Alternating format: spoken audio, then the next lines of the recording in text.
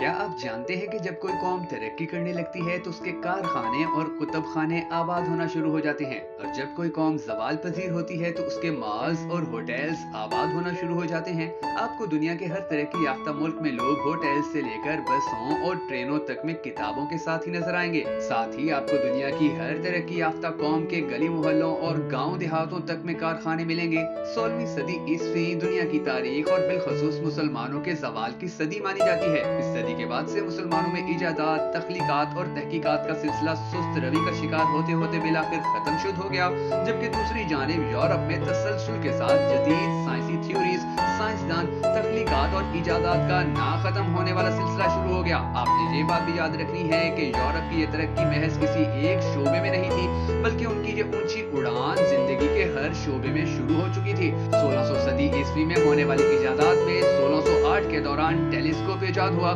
1620 में सबमरीन बनी, 1624 में स्लाइड रोल दुनिया के सामने आया, 1629 में स्टीम टरबाइन, 1636 में माइक्रोमीटर और 1642 में ब्लिस पास्कल ने एर्निंग मशीन इजाद की, 1643 में बैरोमीटर, 1650 में एयर पंप, 1656 में पेंडुलम क्लॉक, 1663 में जदीद टेलीस्कोप, 1676 में एंटोन वेन ने बैक्टीरिया देखने का आला इजाद किया। इसके अलावा 1675 में पॉकेट वॉच, 1889 में एडिसन ने बल्ब इजाद कर दिया, रेडियो 1899 में इजाद हुआ। अगर आप नहीं जानते तो ये भी जान लीजिए कि हमारे घरों में चलने वाला टीवी 1876 में इजाद किया गया था। इसके अलावा 1989 में प्रेशर कुकर इजाद हुआ। उससे पहले और उसके बाद बेतहाशा इजादात और थ्योरियां हैं जो मुसलसल यूरोप और अमेरिका की तरफ से आती रहीं, और इस दौरान मुसलमान इंदलस से लेकर दिल्ली तक या तो अय्याशियों में मसरूफ थे या पिटने में, और ये पिटाई तालीम से लेकर जंग तक हर मैदान में जारी थी। खुदा को अपनी इस कायनात को चलाने के लिए लोग दरकार हैं, और इसका कोई ताल्लुक इस बात से नहीं है कि आप कितने नमाजी, हाजी और मुत्तकी हैं। अगर आपने सियासत से लेकर तालीम तक हर मैदान को छोड़ रखा है तो फिर खुदा इमामत आपके हाथ से लेकर उनको देगा जो नमाजी और हाजी ना होने के बावजूद भी उसके अहल होंगे। और इसकी सबसे बड़ी वजह यह है कि हमारा अल्लाह हम जैसा नहीं है, बल्कि हमारा अल्लाह इंसाफ पसंद और हर हाल में इंसाफ करने वाला है। जंग अजीम 2 के बाद दुनिया ने एक दफा फिर करवट ली। छोटी आंखों और चिट्टी नाकों वाले पूरी दुनिया में इस राज को पा चुके थे कि दुनिया में तरक्की कैसे करनी है और कैसे आगे बढ़ना है। 1948 में आजादी हासिल करने वाला चीन, पहले 1958 में बर्तानिया से और फिर 1964 में मलाइशिया से आजादी लेने वाला सिंगापुर, 1945 में अपने दोनों शहर सफ़े हस्ती से मिटवाने वाला जापान, अमेरिका से सख्त मुकाबला करने वाला वियतनाम, और 1958 में कराची को बतौर मिसाल अपने शहर सियोल को कॉपी करने वाला जनूबी कोरिया इस वक्त दुनिया की मईशत और तजारती मंडियों पर राज कर रहे हैं। अगर आपको यकीन ना आए तो आप दुनिया की बड़ी बड़ी ब्रांड्स उठाकर देख लें, आपको समझ आ जाएगी कि ये मुल्क किस तरह तरक्की करके दुनिया में आगे निकल चुके हैं। दुनिया की ऑटोमोबाइल, इंफॉर्मेशन टेक्नोलॉजी और इलेक्ट्रॉनिक इंडस्ट्री में खसूसन इन ममालिक का दूर दूर तक कोई मुकाबला करने वाला नहीं है। टोयोटा, डेट्सो, Datsun, Hino, Honda, Suzuki, Kawasaki, Lexus, Mazda, Mitsubishi, Nissan, सोजो और यामाहा, ये तमाम ब्रांड्स जापान की हैं, जबकि शेवरलेट, होंडाई और डाइवो जनूबी कोरिया बनाता है। आप अंदाजा करें कि इसके बाद दुनिया में ऑटोमोबाइल्स रह के आ जाती हैं। आईटी और इलेक्ट्रॉनिक मार्केट का हाल ये है कि सोनी से लेकर कैनन कैमरे तक सब कुछ जापान के पास से आता है। एलजी और सैमसंग जनूबी कोरिया सप्लाई करता है। 2014 में सैमसंग का रेवेन्यू $305 बिलियन था। इस लैपटॉप ताइवान बनाकर पूरी दुनिया को भेजता है, जबकि वियतनाम जैसा मुल्क भी वियतनाम हेलीकॉप्टर्स कारपोरेशन के नाम से अपने हेलीकॉप्टर और जहाज बना रहा है।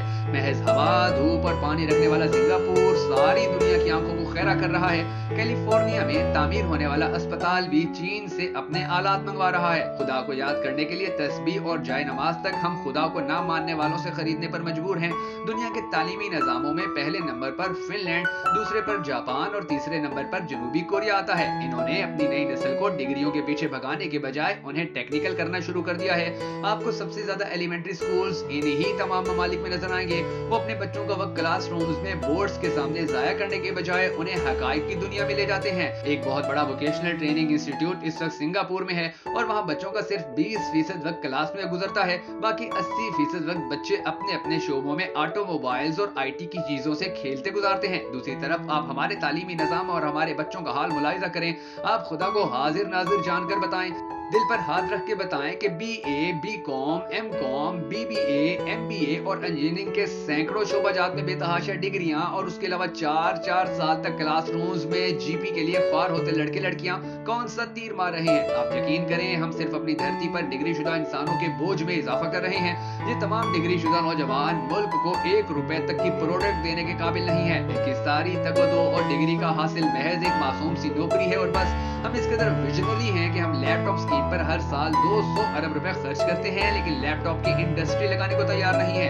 आप हमारे विजनरी पन का अंदाजा इस बात से लगाएं कि पूरी कौम सी पैक के इंतजार में सिर्फ इसलिए बैठी है कि हमें चाइना से गवादर तक जाते हुए 2000 किलोमीटर के रास्तों में ढाबे के होटल और पंक्चर की दुकानें खोलने को मिल जाएंगी और हम टूल टैक्स ले लेकर बिल गेट्स बन जाएंगे। हम सब में ऊपर से लेकर नीचे तक कोई भी टेक्नोलॉजी ट्रांसफर करवाने में दिलचस्पी नहीं रखता है।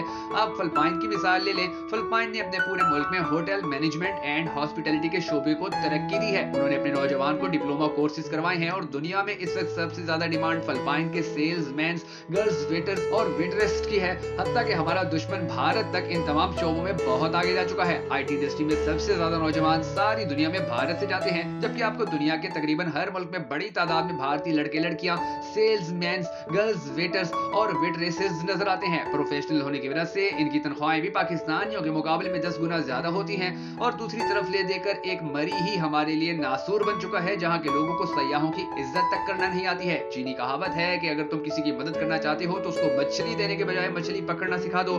चीनियों को तो ये बात समझ आ गई है। काश हमारे यहाँ भी किसी सरकार को ये बात समझ आ जाए। हजरत अली ने फरमाया था कि हुनरमंद आदमी कभी भूखा नहीं रहता है। खुदारा मुल्क में डिग्री ज्यादा लोगों की तादाद बढ़ाने के बजाय हुनरमंद पैदा कीजिए। दुनिया के इतने बड़े ह्यूमन रिसोर्स की इस तरह बेकदरी का जो अंजाम होना था आज वो हमारे सामने है। अगर हमारी ये वीडियो आपके दिल पे लगी हो तो हमें सपोर्ट करने के लिए भक्कड़ नेटवर्क वीडियोस की इस वीडियो को लाइक और शेयर करके अपने हिस्से का दिया जरूर जलाइएगा। हम सबको ये दुआ भी करनी है कि हमारा पाक परवरदिगार हमारे मुल्क के हालात को ठीक करे और हमारे तमाम तर मसाइल हल हो जाएं। अगर आप भी हम सबके साथ मिलकर इस सदका जारिया दुआ में शामिल होना चाहें तो कमेंट सेक्शन में आमीन जरूर लिख दीजिएगा।